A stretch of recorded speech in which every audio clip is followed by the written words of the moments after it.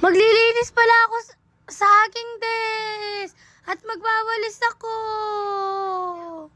At yun lang. Bye! Tignan nyo na lang. Nag-timelapse pala ako dyan. Kita nyo naman, no? Grabe! Di ka galit! At magwawalis pala ako dyan. At magkukuskus ako. Kung di nyo alam yung kuskus, di ko rin yun alam. Basta wag nyo na tanongin sa akin. At unti-unti pala natatanggal dyan yung gamit. At gamit ko pala pang linis si Waste All Purpose Cleaner. At basahan na galing sa OSEC. Alam nyo naman yun,